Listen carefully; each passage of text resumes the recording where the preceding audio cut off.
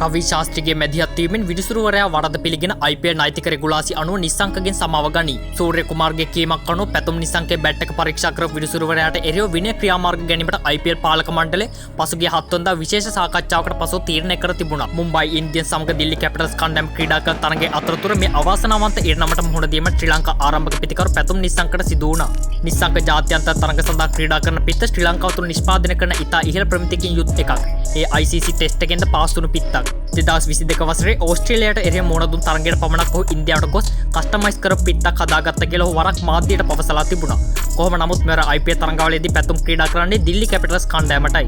මුම්බයි ඉන්දියන්ස්ලාට එරෙහිව පැවැත් තරගයේදී දිල්ලි කණ්ඩායම වෙනුවෙන් අනර්ගිනිමක් ක්‍රීඩා කරමින් හිටපු පැතුම් නිස්සංකට හදිසියෙම ප්‍රතිවාදී මුම්බයි ඉන්දියන්ස් කණ්ඩායමෙන් නොසිතූ ප්‍රශ්නයකට මුහුණ දීමට සිදු වෙනවා. ඒ ඉන්දිය ජාතික ක්‍රිකට් කණ්ඩායමේ නායක සූර්ය කුමාර් යාදව විනිසුරුට කර ඉල්ලීමක් හේතුවෙන් ඔහු පැතුම් නිස්සංකේ පිත්ත සැකසහිත බවට විනිසුරුවරයා දැනුවත් කර තිබෙනවා. ක්‍රීඩකයෙකුගේ පිත්තක් තරගයේ පැවැත්වෙන වෙලාවේ පරීක්ෂා කරන කිසිම නෛතික රාමුවක් නැහැ. තරගයේ ආරම්භ වීමට ප්‍රථමයෙන් ක්‍රීඩකයන් පිටියට වාර්තා කරන අවස්ථාවේ විනිසුරු විසින් ඒ පරීක්ෂාව සිදු කරනවා. නමුත් පැතුම් නිස්සංකේ පිත්ත පරීක්ෂා කරේ තරගයේ පැවැත්වෙන අතරවාරයේදී මේ IPL පිටියේ පමණක් නොව සමස්ත ක්‍රිකට් ලෝකයේම කැළඹීමට හේතුවක් වුණා. රවි ශාස්ත්‍රී මේ සම්බන්ධයෙන් සිය ට්විට් ගිණුමේ අවස්ථා කිහිපයකදීම ප්‍රශ්න කර තිබුණා. පැතුම් නිස්සංකට විතරක් නෙවෙයි කිසිම ක්‍රීඩකයෙකුගේ පිත්තක් තරගයක් තුළ පරීක්ෂා කිරීම ක්‍රීඩාවේ ජීව ගුණයට වගේ පෞද්ගලිකව ඒට මුහුණ දෙන ක්‍රීඩකයාට සිදු කරන අපහසුතාවයක් බව ඔහු පෙන්වා දී තිබුණා.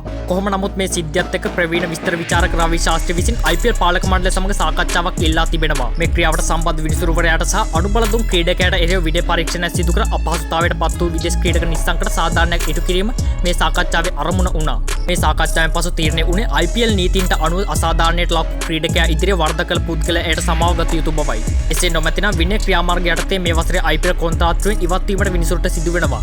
මේ අතරේ විනිසුරු මයික් කාඩ් තෝරාගෙන තිබුණේ IPL නීති රීතිවලට පිටින් තමන් කර වරදට නිස්සංකේ සමාව ගැනීමයි.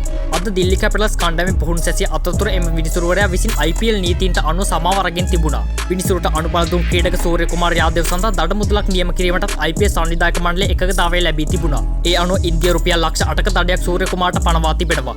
මේ IPL ඉතිහාසයේ විනිසුරුවරයෙක් ක්‍රීඩකයෙකුගෙන් සමාවගත්තු දෙවන අවස්ථාව වෙනවා. මේ ආකාරයෙන්ම 2016 වසරේ IPL තරගාවලියේදී ක්‍රිස් ගේල්ට සිදු අසාධාරණයක් නිසා විනිසුරු විසින් ඔහුගෙන් සමාව අරගෙන තිබෙනවා.